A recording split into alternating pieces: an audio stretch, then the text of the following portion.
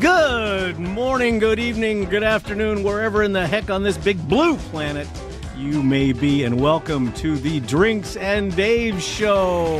Woo! I was just about to. I was getting ready to thank everybody, but They stopped clapping for a minute. The song is. I was going to thank everybody for their flexibility and a later time, and then there's 4 people here, I guess. Well, they'll show up. They not many people, with instructions. But Well, your dad and your mom are always here. Yeah. We have Eric here, and what about you know who that says, "I need a reminder. I guess I'll be at the show tonight." Yeah. No. So, well, and your better half. Yeah, I don't understand considering she's like 14 feet that way. Yeah, she's like, I can hear without. So here's what we get. Sharon, you need to get in here.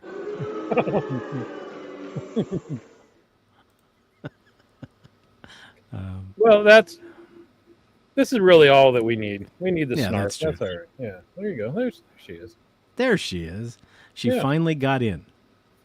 This, just so you know, Tig Lily, this isn't a jacuzzi. You don't just finally just get in. I mean, you have to prepare. You gotta if you see an object flying from behind and smacking me in the head, you'll know. So, how was your week? Oh, for fuck's sake, Dave! It wasn't good, huh? Well, So I was telling my wife. So we've got new sound effects. We got new sound effects, so I'm playing.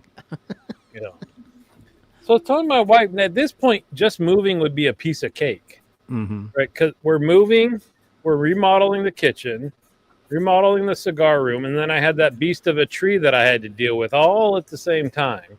So if all we had to do was move, no problem. Right. No problem. And this is the last show for me. You guys can't see it, but from the deck of this house. Right. Regardless of the condition, the next show will be from the new cigar lounge. That's perfect. That's great. Yeah. That's going to be awesome. So, I mean, that's cool. It might not be smokable, but the show will be from it. It better be smokable. Oh, well, that's the thing. I gotta seal the door yet, and I don't have any weekend time to do that between now and the show. So we'll see what I can fit in. Speaking of, what are you smoking, Dave? I am smoking a Cohiba Rubicon. Named after the Jeep. Named after the Jeep, but this is actually based on. This is their budget-friendly cigar. Now that looks thicker than you normally smoke. This is a Toro. They didn't have them they didn't have them in the Robusto size. I think it's a 5.5 by. A 6 by. Probably guess 6 by 50, probably. So yeah, it's a little larger than normal. That's what. No, I was thinking the ring gauge was bigger. It looked bigger around. That's what I'm saying. I think it's a 50. I think it's a 50. It's got a San Andreas wrapper, I think, and it's pretty good. Does have a tendency to go out a little bit more often. It needs a couple of relights, but I don't know. Oh. And then I was going to drink tonight, but then I decided not to, so I'm drinking my standard Pepsi Zero. Pepsi Zero. Well, this is my last bottle of alcohol in the house. Oh, you can't see it. Here it is. Stranahan's, straight from the Rocky Mountains of Colorado. Now we're going to see if we can see that's how much is left. So, and see, Eric brings up a good point that he's looking forward to seeing the paintings of the dogs playing poker. No, that's not a bad idea. I hadn't thought about that. But that might be cool. Yeah. Well, that's like when I get the other room set up for me, I'm gonna put up those monkey posters that you gave me for Christmas a few years ago, that are smoking cigars. So I have to ask is if he's here, Stephen, please make yourself known, and I hope you're here soon because you will never, I mean never, hear the end of it. So I was thinking about something this week, And one of my crystal clear memory and strap on, because I think this show is going to be all over. Not Whoa, that whoa, that's whoa, any whoa, different. whoa, whoa! No, Strap on, buckle strap in. on. How about that? Wow, yeah. Don't Buckle in. say strap on because Mhm. your mom is here. Come on, man. Don't. Wow. You know, it's not my comment she complains about, Dave. Not my comment. What is this? I It's like like the new sound. I like the new from the sounds. 80s, those variety shows. Exactly. And see, we have a laugh track now too. So if somebody makes a comment, we can. It's like we're entering the live studio audience. Yeah, except again, 40 years behind the times. Well, hey, remember the subject is, Yeah. getting old and being forgetful and stuff like that. Right. So back when I was a freshman in college, you get to the dorms, and that's guys work out a lot in college, more so than like in high school. It tended to just be the athletes, right? Right. And in college, especially the lower classmen hit the gym a lot. So you would get there, you meet sophomores, juniors that are in the dorms, and say, hey, let's come to the gym with us. Sure. And they push you, right? It's that whole like you can't get that last rep up. They're going to help you, so you're going to exhaustion. Well, you haven't worked out in your whole life, and they take you there and work you out to exhaustion. And the next day, I remember being in the shower, it being so painful to try to wash my hair, right? Trying to lift your arm up high. It's like your muscles are just screaming. That's what this whole process is like for some reason. My backside muscles just aren't used to, I guess, the lifting of the boxes and up and down the ladder and all that stuff. With the difference is the next day you got to get back in the gym again. You got more work to do, so you can't just take a day off. And that's what it reminded me of. It's like, oh, this hurts, walking hurts, sitting down hurts, and I got to go do more stuff.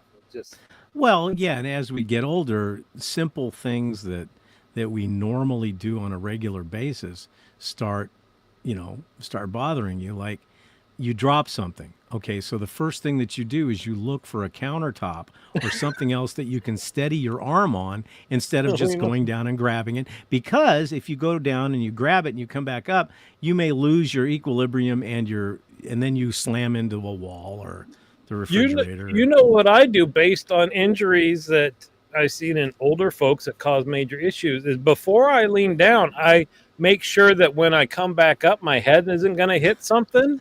Right, it's not just a quick. It's like you get your hand on something, and then you're like, okay, make sure your head's far enough away from that counter that you're not going to bonk it on the. That happens to me daily at the shop. I'll open up one of the doors where I have my towels. I'll take the towels out. I'll go down to another drawer because I have to get some other stuff, and inevitably that door zeroes in on where the corner of my head is going to be, and then you stand up and you whack it, and then colorful adjectives start going out. Yeah. So how's your week been, Dave? Last time we were with you, there was large expenditures from your vehicle.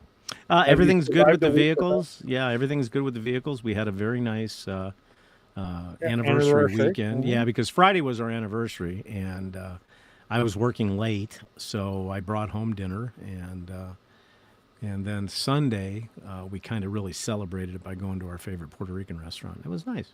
It was a nice. No, I saw that. Does your wife like Puerto Rican? She loves it. There's only one of these Puerto Rican. I noticed that, and that's what you went to.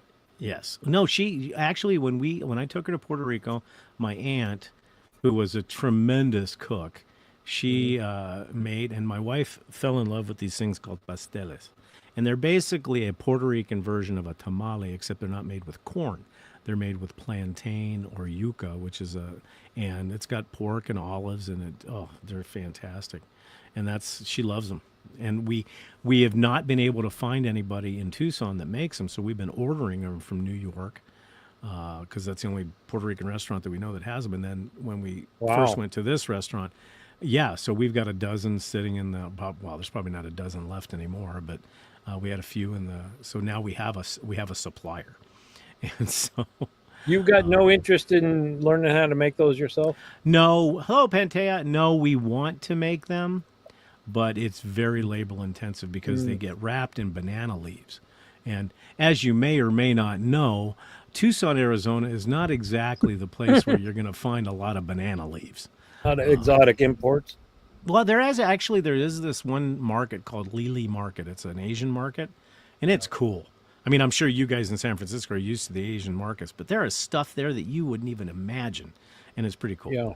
That's what I wish they did a better job with, because you go to some of these markets and they've got stuff that looks interesting, but you have no clue. Like, especially some of the fruits and vegetables. You don't know if you eat those raw. You got to cook them, what parts you eat. Right. Yeah, they should have like an info sheet for us. Well, and some of, you walk by and, there's chicken feet and stuff like that. What are they? Costco started selling those here now, but they call them they don't call them chicken feet. I wish I remember what they called them. There's some word other than feet, but that's what they are. But they like relabeled them. Like sea bass used to be some trash fish, and then they renamed it. They did the same thing with chicken, and it's not chicken shoes, but it's something like that. It's some other it has to do with feet, but it's not feet. Yeah, it's weird. Yeah, I've tried chicken feet once, and that was enough. They're chewy. At least I've. No, you don't. In Puerto Rico, they don't have a stew that has like all of those extra parts and bits. Yeah, well, not extra parts and bits, but there's something. Because most of the Puerto Rican food is Spanish in nature, from Spain. So you have paella, which is rice, mollusks, scallops, shrimp. Seafood stuff. Yeah, seafoods. They've got really good. Seafood. That's chicken what it paws. is. Chicken paws. That's what Costco calls it. And then then you have a big staple there is rice and beans. They call it arroz con habichuelas, and then they have rice and pigeon peas, which is really good. It's a lot of rice, but a lot of people think that Puerto Rican food would be spicy. Not at all. In fact, a quick story: my wife and I, when we went to Puerto Rico, my wife wanted to do something nice for my uncle and my aunt and everything, and my wife's really good at making Mexican food. So we literally scoured the island to find tortillas and stuff to make enchiladas, and she made a very mild cheese enchilada. It was mild. My uncle took one bite of it, but not wanting to be rude, he looked at his wife, and he goes, "Oh my God, this is so hot," because they're not used to any spice at all. Puerto Rican food is garlic heavy, very garlicky. Awesome. Which is great. Oh yeah, it's fantastic. But yeah, so that was our weekend, and then we just been kind of chilling. I'm trying to remember. So last week, I mentioned something that I didn't think out. Oh, it was the shampoo bottle, all that stuff that I have to look at before I take my glasses off. And it's like, what other crap did you never think that you would have to deal with when? So I was at the other house one morning to work on stuff, lean down, my glasses slide off, hit the hard floor of the bathroom, and a lens pops out. Oh God. And I'm at the point now that the eyesight's enough that I'm like, what the? I need my glasses to put the lens in it. And so now that I realize that there's stuff that because it's so small, you got to get it close, but your glasses don't focus there. So there's things that I have to give up on trying to do. Did you ever think when you first started wearing glasses, because you could do this, you could do that, and to keep talking, but like right now, if I take these off, you are a complete blur. And the thing is, what happens, and when you get panicky at a certain age, where are my glasses?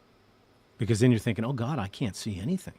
Where did they go? If you dropped them or something like that, or worse comes to worse, when you have to, you realize that you can't see anymore, basically. Well, it's that you reach that point that the moment you're awake, the glasses go on, right? I never thought that I would get to that point. I thought I'd be like, okay, you can get up and do some stuff, and then you get to the glasses. It's like, oh no. Now, there's that old adage of pot painting the kettle black. Here is a perfect example of that. Uh-oh. Yeah.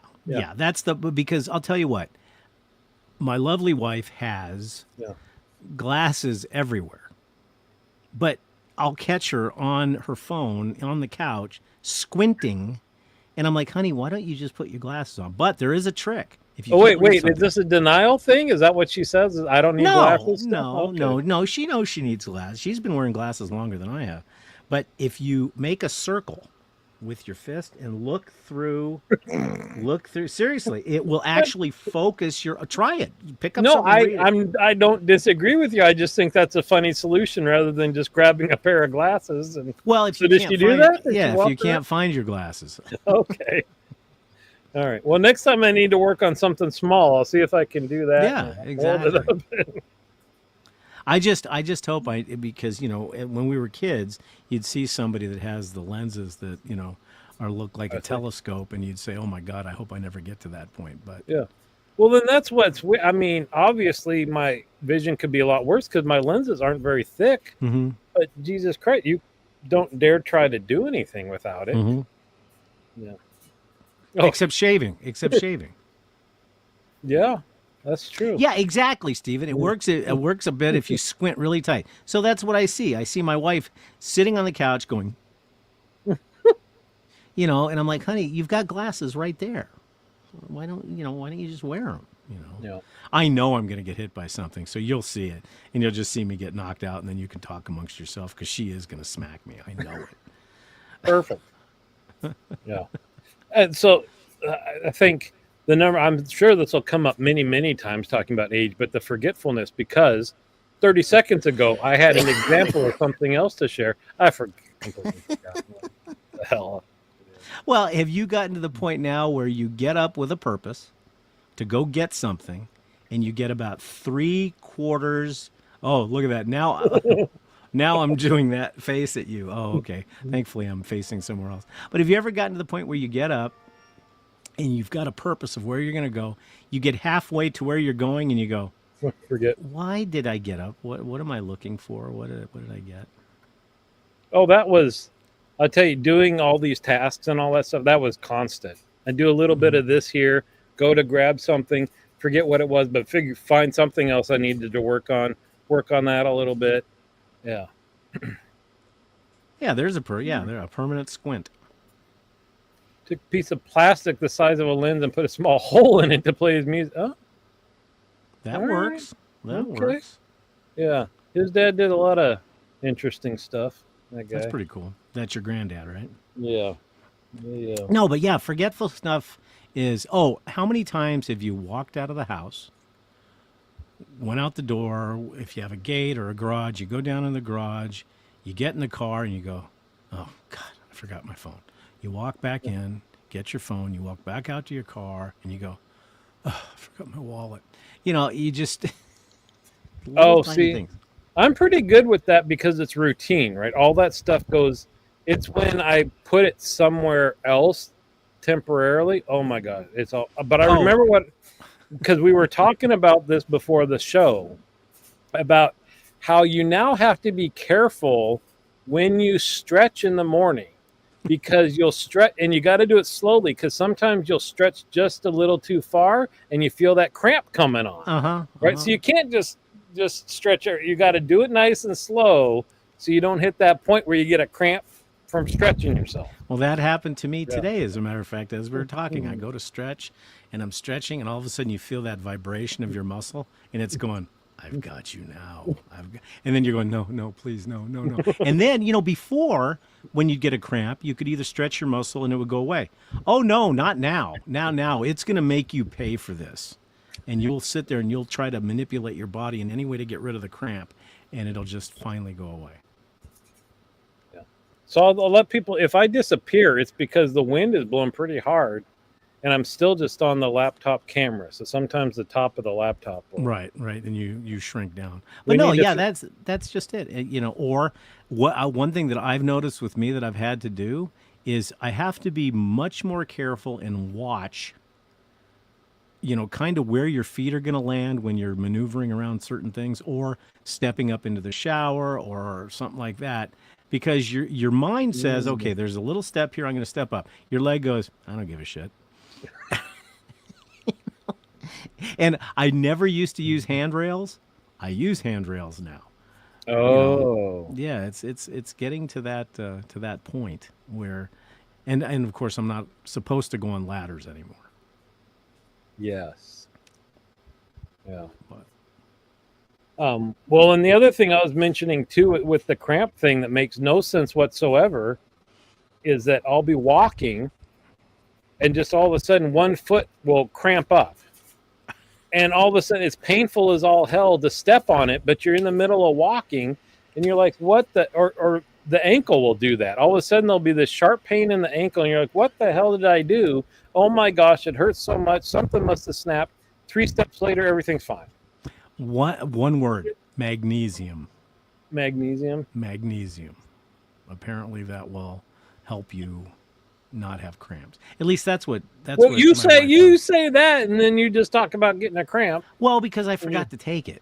Oh. Take one in the morning, one in the evening, and then hopefully you won't get a cramp. Do you take the little Flintstones chewables? No. My wife has me on a vitamin regimen.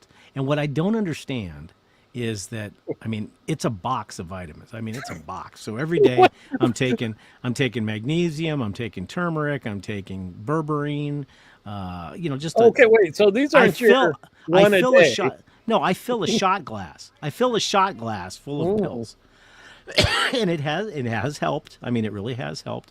But what's funny is I ask my wife, who, God, I should, let's just say she's much more mature than I am. That's the word I'm going to use. And I say, did you take your vitamin? No, I only take them when I think I need them. Wait a minute. How come you get on my butt for not taking them? That's funny. Now we have some truth. Pantea says, I have mentioned magnesium to him before, and he scoffed at me. And it is supposed to be good for sleep too. Yeah. And it's so true. funny when we were, so I got to talk about like people that are into stuff that may or may not be helpful. And we went to a very fancy hotel for dinner one night when we were in Hawaii. And we were early. So we went to their spa area just to check it out. And all we could see was their gift shop. But, it was one of those places where everything costs multiples of what it really should cost. Right. And they had this wall of those, they've got these roller things that you roll on your face and they're made out of stone, the roller things. So they didn't just have those. They had ones with different stones that affect different chis in your body, right? And it got me thinking all of a sudden. I was like, wait, if you're supernatural and into the flow of energy and all this stuff and not wanting to mess with non-natural stuff, why would you do that? Because aren't you effing with your natural chi at that point? Right? If you're into all natural, you shouldn't be screwing up your chi with artificial things, right? You know what I'm saying? Well, you're worried about the song. Well, no, because of what a Pantea said about here we go. So the thing is, at first, and literally, and see, this is where you start getting old and you need to start making more attention, or I do, is because when you first said that, when you said that things start messing with the cheese in your body, and I was like, how much cheese do you have inside your body? I know, chi. Yeah, I know. I get it now. But well, the thing is, but it's like really like rubbing a different type of stone on your skin is going to affect the inner. Come on, man. This comment wins the show tonight. I live up my dream of having a lightsaber every time I pee. I'm not exactly sure how that. Well, the thing is, I would assume that means a stronger stream. That's what I would assume. Okay, I don't know. Cool. Or with all the vitamins he's taking, it's colorful. Glowing. Yeah, it's glowing. Right. Now, I will tell you, Eric, if you get to the point where you're doing that and you have the Mace Windu lightsaber, I'd go see a doctor. because I don't think you're supposed to have purple. Yeah, I have to say that. I thought maybe that's the one that shot out the sides. No, that was the other guy. Scroll up, doofus. Well, see, the thing is, here and you you go. know what, Pantea, that's probably what Pantea is saying about this is where homeopathic remedies are actually good for you, and he doesn't want to admit it. No, That's see, because, that's because you Go come ahead. from a scientific, Right. from the scientific medical standpoint where, if you get into we could get into a whole show about the conspiracy of the medical people saying, no, these vitamins are no good because we're not making any money. But I will say, taking this same regimen that I've been taking for years now, it works. I mean, I actually completely came off of metformin because it's terrible on the stomach and it's terrible in your bowels. And I replaced it with berberine, and it's doing the same stuff. I replaced it with bourbon, so pretty much the same Well, thing. berberine, I guess that fits. No, so let me say this. I've said this on the show before. So two things. I'll address Tig Lilies in the same comment. One, almost all modern medicine came from a natural plant or animal somewhere. So I'm not dismissing that this can be good with that, this can be good with that. When it comes to terms with that, if you're taking it for a medical reason or your body needs it, then it's much better to have it in doses where you know how much you're taking and it's the same dose every day versus just I'm taking a handful of this or handful of that, because at that point you really don't know how much of whatever it is you're getting, right? Well, I'm fortunate in as you know, my wife was a researcher, and so she researches all this stuff, and I just sit there like Gomer Pyle and say, okay, I'll take it, because I know that she's done the, and I've lost I've lost probably since I started this regimen, I probably lost probably 60 pounds so far. And so it is helping. And I'm not taking a weight loss type of thing, but I've noticed that it's helped, Good. And Good. So, yeah. So, I mean, I take it. And, I'll say this too, about the whole pharma conspiracy make money thing. It's an interesting, because I won't share numbers, but they talked about the financial picture of our hospitals and stuff. And we saved a ton of money because people were not getting the flu vaccine last year. They were vaxxed out, is what the thought was, is that they'd gotten so many shots, people more than ever were declining the flu shot. And so when they say, oh, they're making money by buying this flu vaccine, we saved a ton of money by not having to buy so much flu vaccine. Right. So it's interesting that they don't. Well, you bring up a good point, and I think what's happening is there's more. And I know this is really not the topic that we were going to get into, but I think there used to be a pretty clear line between homeopathic and pharmaceutical. That line is really starting to blur, I think, because I think a lot of doctors are realizing that what they've been prescribing for years for a certain ailment, for instance, metformin. Metformin's been around forever, but they're starting to realize, because the research and the data is getting better, that it can screw up your body if you take it long term. And that's probably like anything. If you take something long term, it happens. And it's weights and balances, right? If you need it, is it worse, the long-term effects versus not taking it and that kind of stuff? Well, and I wonder, and you'd be more of an expert on this than me, but I wonder if this whole, what is it, semaglutide or whatever, the new weight loss thing that's used, it started for diabetes, but now it seems like the diabetic part of it's being pushed aside and it's more for weight loss. I wonder 5 years down the road if people are going to say, oops, maybe we shouldn't have done that, Yeah. Remember Oleo? Was that what it was called? Mm-hmm. Was because everybody made jokes of it. Oh my God, he's here. He's here. He made it. But yeah, I mean, everybody made jokes about the fact that if you took this one drug, you'd have to strategically know where all the bathrooms were on your route. Right. Which is a bummer, because that would have, boy, if you could replace fat with something that didn't increase weight and cholesterol, oh my gosh, forget curing cancer. Let us just eat Doritos. Fatty foods. That's right. That would Okay, That's so Stephen ridiculous. brings up a comment, but he didn't have a follow up for it. Speaking of things we forget when we get older. Okay, I Stephen, tell us. no, I think that's the fact he's 35 minutes late for our show. Oh, okay, okay, Yeah, that makes sense. Even though he was reminded, yeah, yeah. we love Stephen. Anyway, I'm trying to.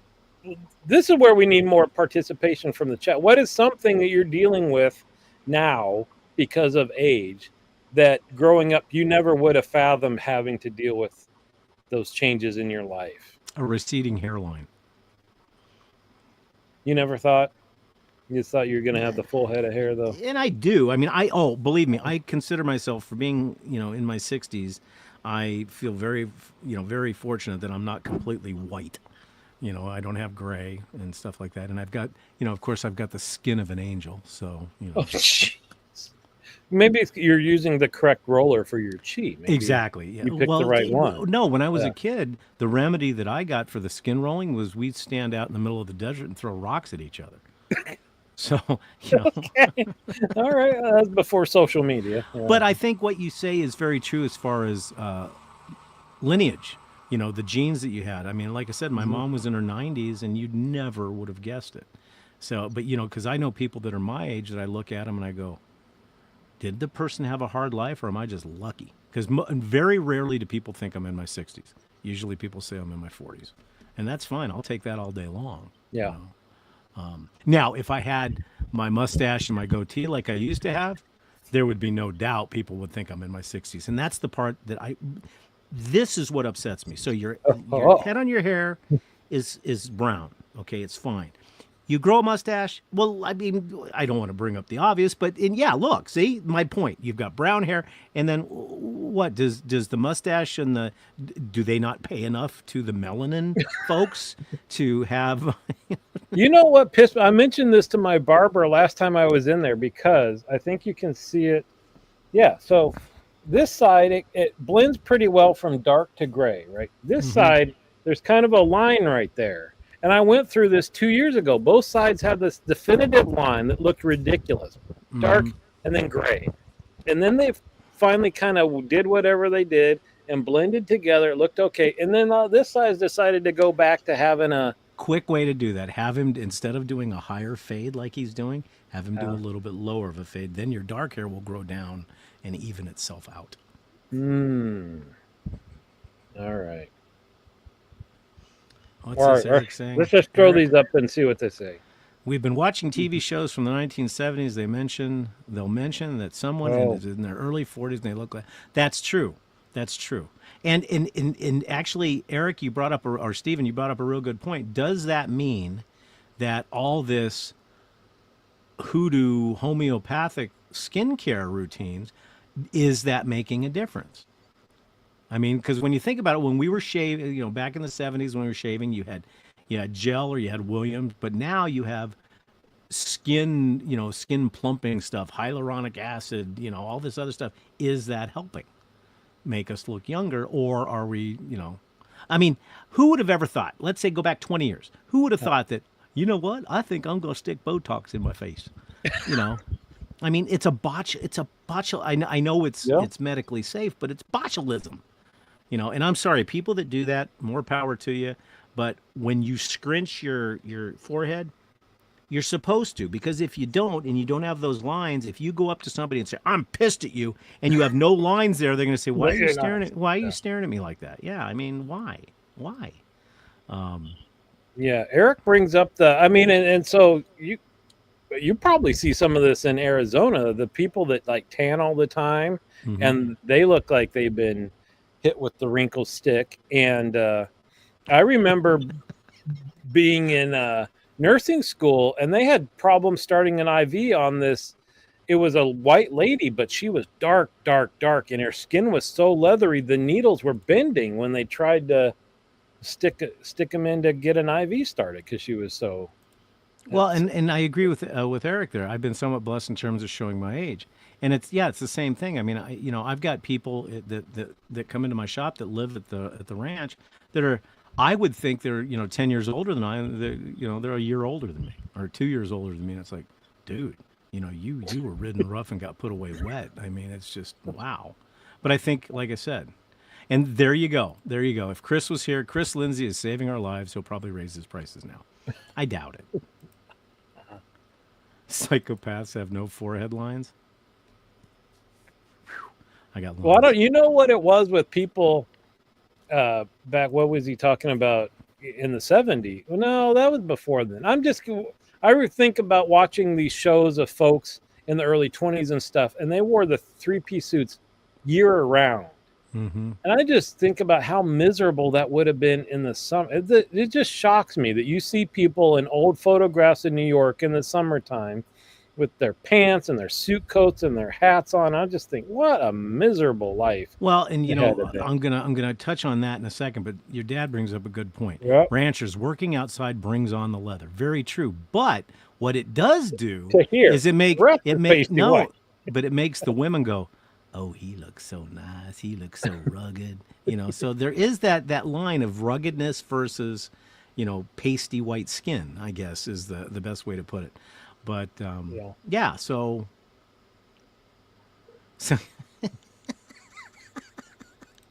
that's a good one. Thanks, Sharon. We just checked out our foreheads. Is that a thing? The psychopaths don't have lines up here? I never heard of that. I never heard of that. You suppose they can use that in a court of law? I don't know, but I'm going to check if Tig Lily has lines, because if not, that might be a little scary. Well, if you take whatever pill she puts in the bottle and you're not dead yet, then exactly, I think you're pretty safe. Yeah, no, believe me, as much of a lunkhead as I am, if she wanted to poison me, it would have happened years ago. Yeah, but I don't know. You keep the comments up, you might cross the line one day. Well, I made it to 35 years. So, Oh, they don't. Oh, that's they don't interesting. worry. Okay. Yeah. They don't feel remorse. And everybody now is going to go watch Silence of the Lambs and see if what's-his-name has lines. I am grateful, Eric. I am grateful. I'm grateful I'm still alive. She's allowed me to live for 35 years, and stuff like that. So. Oh boy! So the whole courtroom thing made me think of a Few Good Men. So I mentioned that. What was that movie that I said I watched again, and it was a classic. Shoot, and you were surprised I didn't have the DVD of it. See, here's the old. I can't remember. Oh, Matrix. And I said it's still as good as when it came out. A Few Good Men. That might be one of the movies we watch parts of more than anything else, because it's on TV like all the time. But that thing, boy, you know exactly what they're gonna say and all this stuff. But I know. No, I haven't seen Porky's in ages. Wow. But no, yeah, A Few Good Men, because you look at Jack Nicholson, and he's just amazing, and he's so intense in that, and all of them. I mean, but you look at what's the guy that played the attorney, the prosecutor? He has a band. Come on, Eric or Steven, help me. He has a band, and oh God, he played the guy with the flat top. He was the prosecutor. Yeah. But he has not aged well in the last 10 years. He's looking pretty leathery. Yeah. Oh my gosh! You know what? Kevin Bacon. Yeah. That's it. Thank you. With his brothers, right? The Bacon brothers. The Bacon brothers, right? We watched a kind of a documentary about Breakfast Club, and then we watched an hour-long interview with them, like in more recent times. Boy, the guy that played the tough guy in the movie, he's just small and like shriveled up and not. Are you talking about Jack Nicholson? Jack Nicholson? No. Breakfast Club. The guy that played Judd something. Judd Nelson. Right? Yeah, Judd Nelson. That's it. Judd Nelson. Boy. Yeah, he I mean, from this tough, kind of biker-looking dude, that he just looks like the old man that would be reading the paper and shaking, and it was. What's weird, though, is if you look at people like Emilio Estevez, he hasn't changed that much. He really hasn't changed that much. Who else? You know who the biggest change was, and I think in a better way, is the kid that played the nerd in Breakfast Club. the real skinny nerd kid. He buffed out, and he, I think he's what, 58, 60, something like that.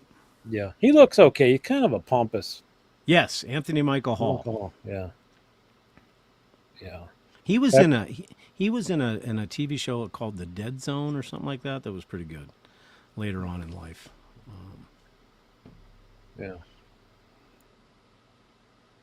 And then I don't know whatever happened, because I know Molly Ringwald, she's still around, but the one that played the really kind of the goth chick. Yeah, it was. She was there, and her personality, I think, is just like her character. She sat there and almost said nothing Really? the entire interview, and half the time her comments were just to each other with their microphone down. Ali Sheedy, yeah. Yeah. But we found out she was the girl in War Games. Really? Yeah. Oh my God, I didn't realize that. Yeah. Yeah. He's right. Tom Cruise, despite what you think of him and his life and all that stuff, boy, that guy holds it together. He does. He does his own stunts. He's in great shape, and he's older than both of us. And he's like, I think he's like 66, 65, Jackass. something like that. Yeah. Well, he'll argue that Scientology is what's keeping him young. Oh, you mean the checks? Yeah, because he's the poster child for Scientology. Yeah, he is. Yeah. Cruz has no forehead. Well, I have to ask this of Eric, even though it's off subject. I hope Eric is watching Alien Earth. I just hope he's watching it. oh my God, you need to get them as a sponsor. You are. And the reason being is because I thought it was going to be terrible, and it wasn't going to fit with it. Because I'm all about. Okay, so you mentioned it enough. So tell me, because there was Resident Alien, right, which you talked about all the time. Now this is Alien Earth, and these are the aliens from the Alien franchise movie. Right. And I was afraid that it wasn't going to fit into the timeline of Alien, because they weren't known to be on Earth until later on. But it fits perfectly, because you find out about the corporation that created them, and it's excellent. It's absolutely. And the thing I like about it is, number one, Ridley Scott is involved in it, which he's just amazing. And there's Easter eggs throughout. If you've watched the Alien franchise, there's Easter eggs all through this thing. So that's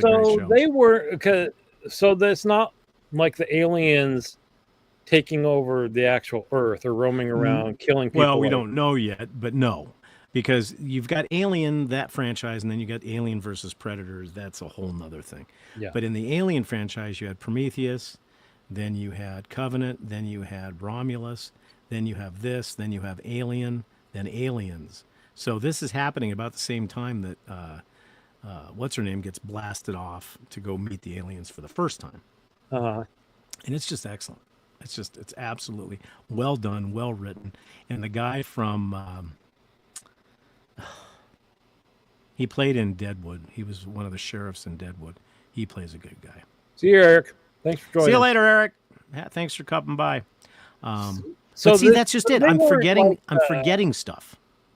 They weren't just something that came out of some weird natural thing. They were created by. They were created by David, who's a synthetic.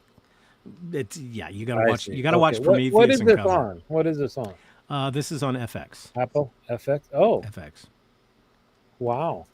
Yeah, it's really good. It's actually really good. But I can't remember all the different details, because this fits the show that you get forgetful over stuff.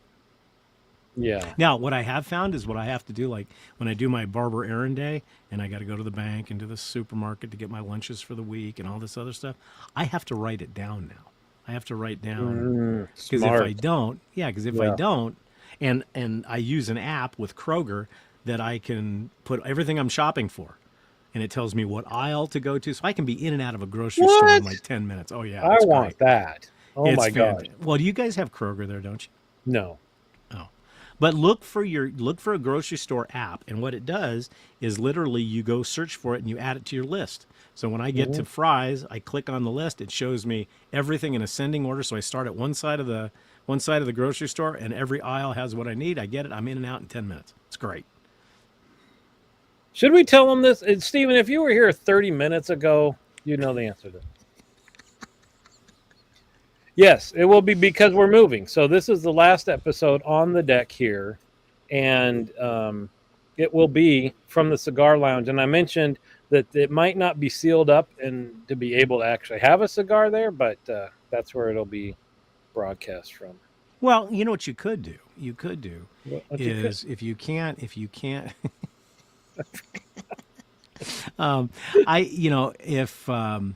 Safeway does the same thing. Yeah, it's great. So you have Safeway. You have Safeway there? We have but it'll tell you pick a store and it'll tell you what aisle this stuff is on. Yeah, you put a list. Yeah, you just put a list together. It'll give you we've got a list app that we make lists for what we're buying for Christmas and movies we want to watch, all that stuff. But if it could tell you what aisle shit's on, that would save me. Oh, it's great.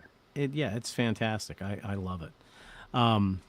But more, and then we're going to do some pretty special shows. So next week will be from your new cigar lounge. The week after that, if everything goes correctly, we'll be at Fool Hollow Lake, right? And the area where we've got our campsite this time has kind of like a patio that's right on the lake, so that'll be kind of fun. So we'll have Starlink, so that'll be good too. Yeah. So what? Yeah, this is weird because we should be able to. You think of stuff every day of like, I didn't know that I'd be having to deal with this, but now you try to think about it. And it's a neat thing, and I'm really a creature of habit when it comes to when I take my lunches to work. It's pretty much the same thing. It's salad, during the week. Do you have protein in there? Yeah. There's like a chicken Caesar or a Cobb salad or, whatever the case may be, because I don't have anything to heat anything up in the shop. You can't put it in the towel warmer? I have done that, but the problem is one time I did that with a sandwich that I had, and I was going to warm up the sandwich. But what I realized is that when you put ultraviolet, which is the sterilizing button, it's got a light that sterilizes. Don't do that. Because it literally, I don't know what it does, but it don't taste the same. Really? Oh yeah. It's like an infrared sanitizer for the towls. I don't know what it does to the food, but it does something. Interesting. Yeah. So. We got big old huge stand-up ultraviolet lights for sanitizing the hospital rooms. Right. After, you got the same type of thing. It's like those scanners in the movies. So we heard it here first. The Dave works in a hotel, not a hospital.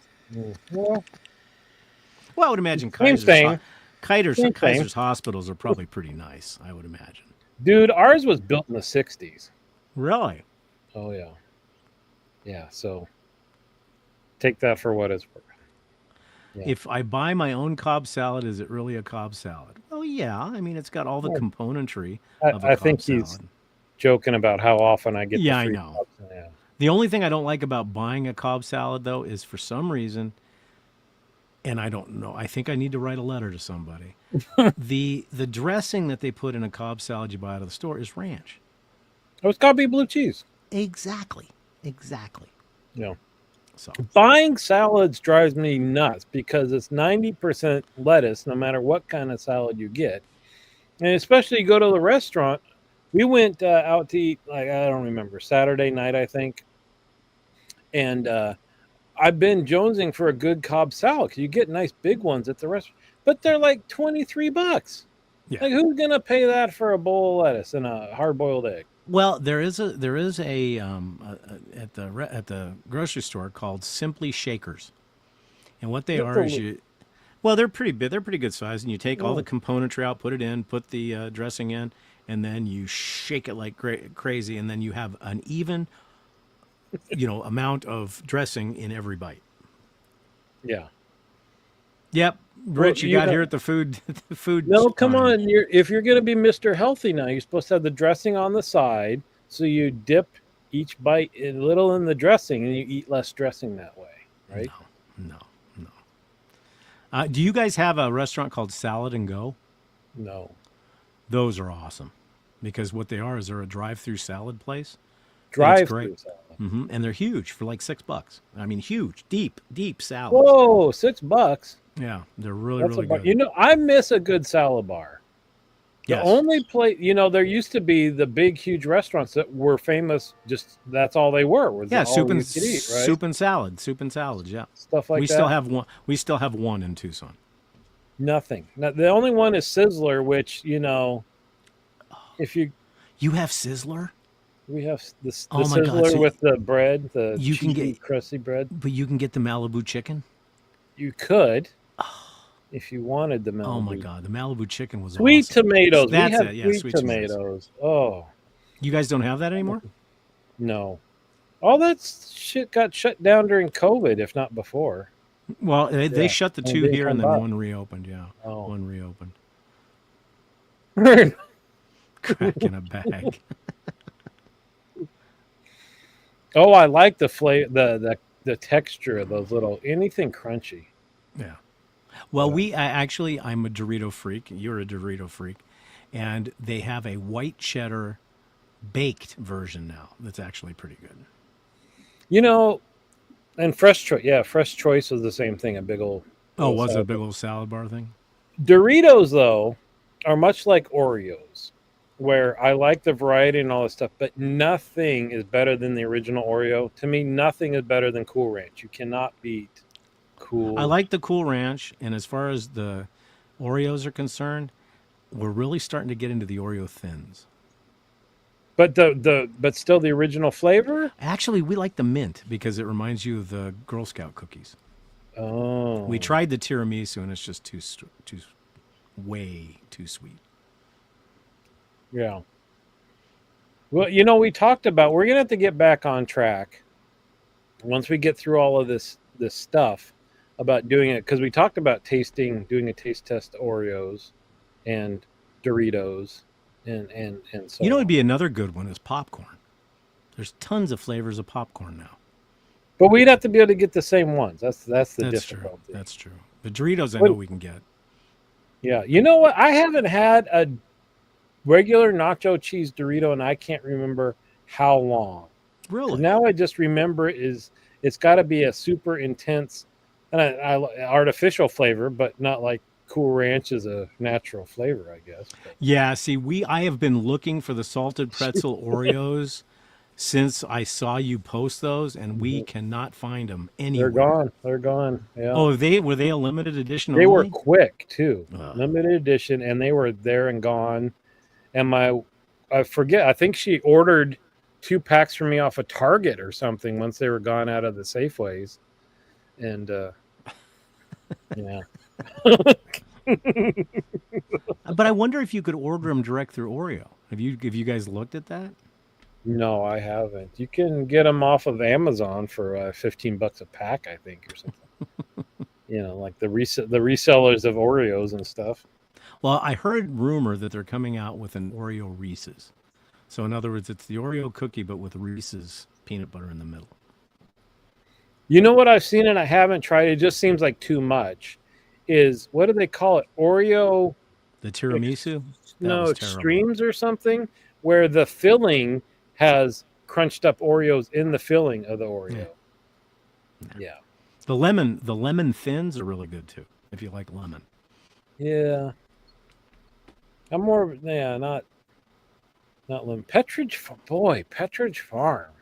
Those are good cookies. I used to love that. That used to be my ultimate dream, is when every now and again I would get somebody that would actually buy me the little sampler pack at Christmas where you got the little cheeses and the little that, and it's ridiculously priced for all the little shit that you get. But boy, that's living life. You open it up and you got all this stuff, and Well, I think we bought you one of those one year for Christmas. That had all the little cheeses and almonds and crackers. I don't think it wasn't. It was fancier than Petridge Farm, I think. Yeah, I think it was Harry and David, something like that. Yeah, the cheeses weren't wrapped in tin foil with the folded over edges and stuff like that. Boy, yeah. But that reminds me, you haven't done your charcuterie stuff in a while. We do. I just don't post. We've gotten lazy in our old age. It used to be we put a lot of effort into the layout and stuff, and now it's kind of like grab the box of Triscuits and a knife. Should I lay out the meat on a platter? I said, no, just rip the cover off and That's the way we are. It's like, would you like some cheese and crackers? Sure. Here's the box of Triscuits. Here's the hunk of cheese and a knife. But yeah, well, we made it back to food. But real quick, before we shut down, what is probably the one thing that you have forgotten as you've gotten older that it upsets you? That you go, I can't remember that, or I can't do that.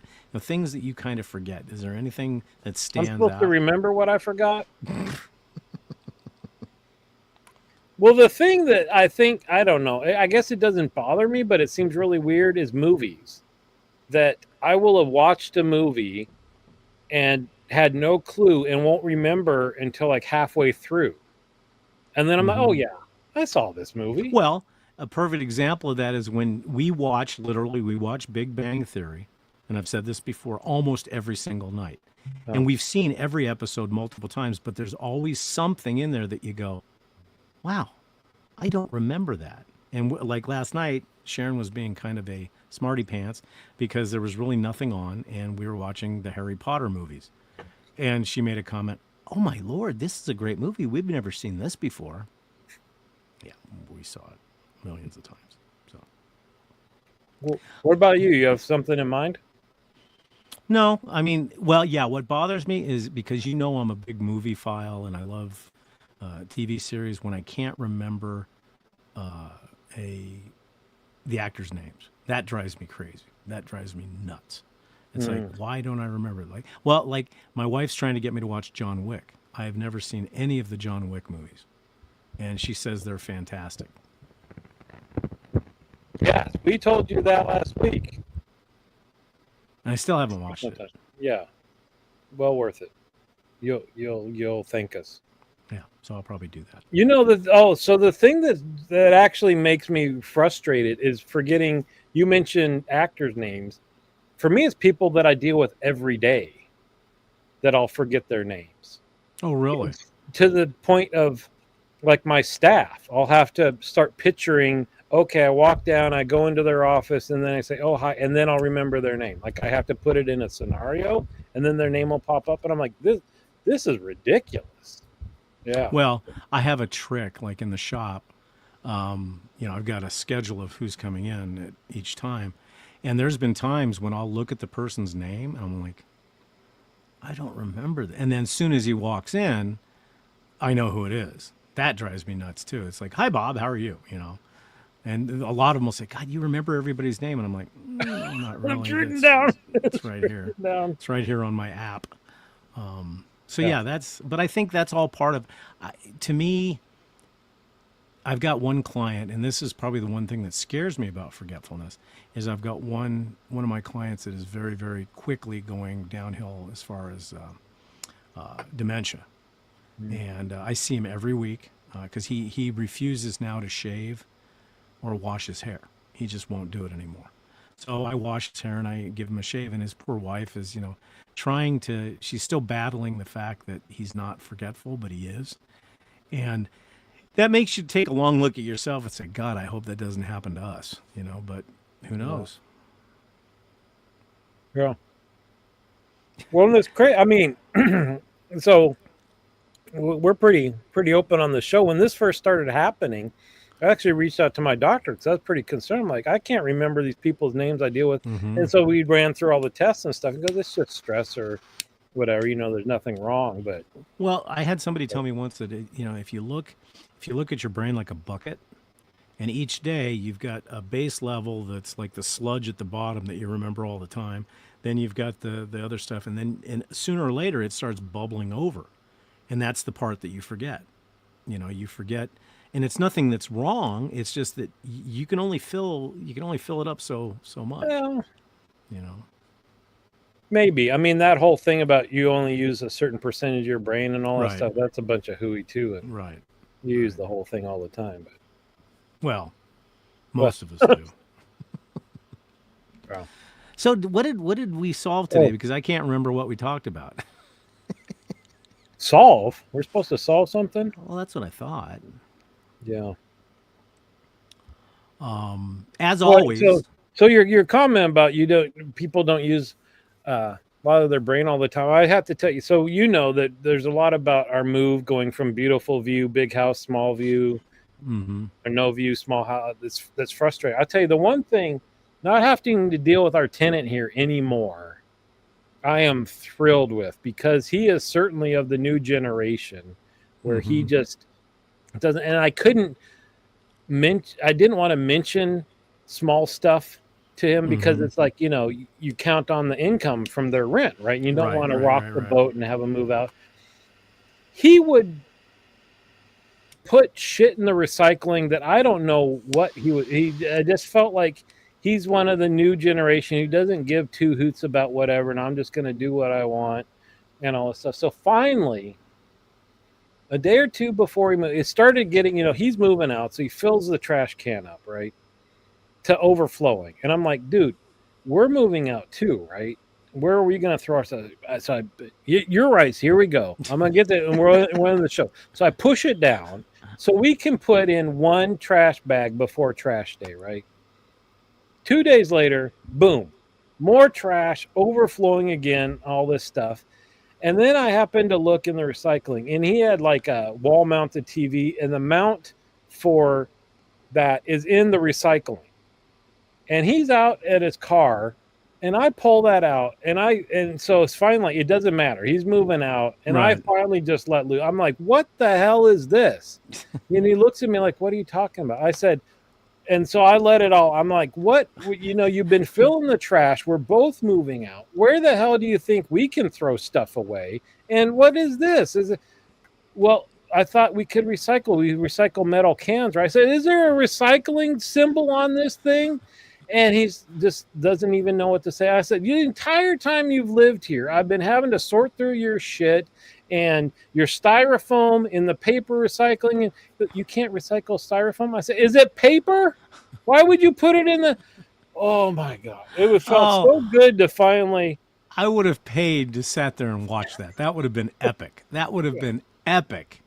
But the fact that I don't have to deal with his shit anymore, that's worth it. Well, but the thing is, you're actually, you know, like I said to you when we were talking offline, you're going home.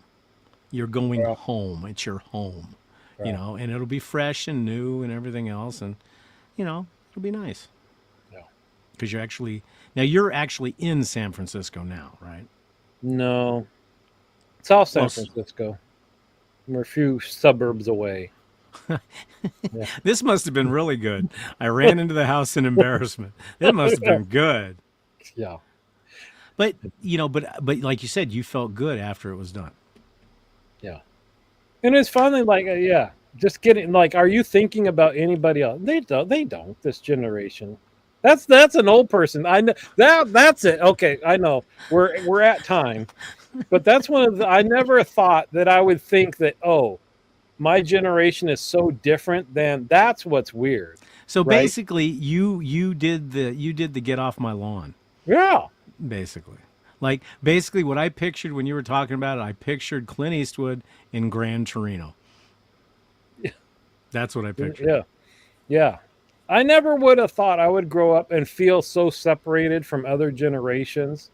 Holy crap. Well, but remember, we're both technically we're both in the same generation. I'm right on the cusp of baby boomer, but we're Gen X. Yeah. And we're considered the lost generation. Yeah. You know, because people, you know, we were probably the first generation that we became latchkey kids. Mm-hmm. You know, our parents were both working and they just basically said, you know, go to school, come home, you know, and stuff like that. So yeah, my mom was home, but we had drink, like you're saying, drink out of the hose and out playing and scraped and dirty, and you just did what you did. When the street lights came on, it was time to come home. You know, if you had street lights, which we did, but yeah, it's just generational. You know, I mean, it is what you get it, and the slang. You realize we must have sounded really stupid to our parents when you had slang because you listen to the kids now and you go, you sound so stupid. No, the thing is, that's the beauty of the generations, because now as we're getting older, our parents look at us and can sit back, fold their arms, and laugh their asses off because they can say, remember when he said, I'm never going to be that old. I'm never going to be like that. And they're sitting back saying, guess what? History repeats itself. Yeah. All right. I'm done. So we will survive the nuclear holocaust. That's ending everything on a positive note. One last thing, since Stephen said that, is I would love, I don't know if you were ever into the Wizard of Oz. Into it? What do you mean into? Well, I mean, the Wizard of Oz. I mean, it was such an important part of history. In 1939, the first color movie. But they actually, it's at the Sphere now in Las Vegas. And what's cool about it is when the tornado hits, there's debris flying around. When the tree starts throwing apples at you, apples fall from and you get to keep the apples. And that's what I hear. Yeah, and then it starts snowing in the Sphere. It looks awesome. It looks really like awesome. 4D. It's not just on the screen. There's like it's actually falling down, and they refilmed, or they AI'd a whole bunch of stuff within the movie to make it to where it was immersive. And I think tickets start at like $1.09, and I guess the good seats are like $349.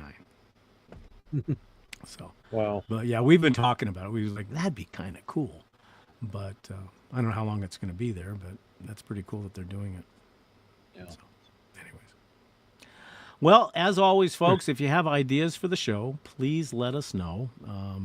Please email us, and we have tons and tons and tons of emails every single week. So please make sure that they're all notifications from Facebook and stuff. So it'd be nice to. It'd be nice to get a real one. A barfly email. Yeah. And also, just a reminder, for the next 3 weeks at least, we know of, we will be at this new time, 6 p.m. Pacific. Yeah, apologies. And that's okay. I mean, people don't mind. So, yes, no, I don't think you can get a souvenir munchkin. I don't think that's part of it. So, anyways, so folks, thanks for joining us tonight. We certainly appreciate it, and we'll see you next week at 6 p.m. Pacific. Say goodnight, Dave. Night, Dave. Have a good night, everybody.